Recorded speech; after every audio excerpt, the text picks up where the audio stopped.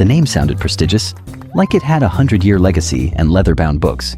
In reality, it was a strip mall boiler room with flickering lights, mismatched desks, and exactly zero regulatory oversight.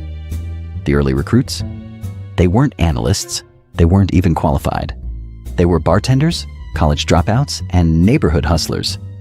But Jordan didn't want experience. He wanted hunger. He didn't need thinkers. He needed closers. Then came the training.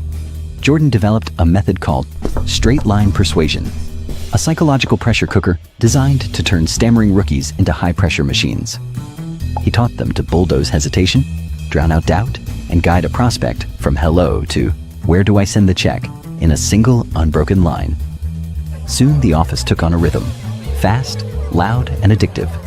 Phones never stopped ringing. Orders never stopped flowing. The energy was electric, the egos were growing, and so was the money. But Stratton's brilliance wasn't just in how it sold. It was in who it sold to. They targeted the forgotten investors, the working-class retirees, the desperate parents, the people Wall Street ignored. Stratton sold them hope, wrapped in urgency, dressed in false certainty, backed by made-up projections. At first, it was obscure penny stocks, pink sheet garbage with names like BZZT or YUMY, companies that barely existed outside their own press releases. But once the money started flowing, the schemes evolved. Now it wasn't just fake companies, it was real IPOs. They bought up massive blocks of cheap shares, then turned the sales floor into a hype machine. Call after call, promise after promise. They flooded the market with manufactured excitement, spiked the stock, and then dumped everything at the top, leaving thousands of investors holding the bag. It was called a pump and dump.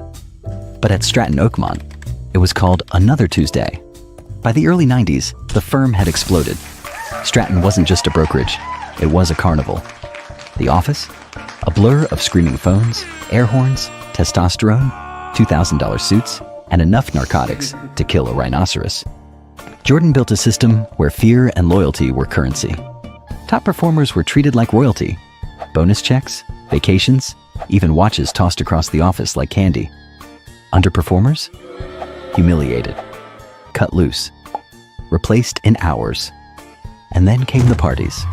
Strippers in the conference room, champagne overflowing into fax machines, lines of coke snorted off compliance manuals.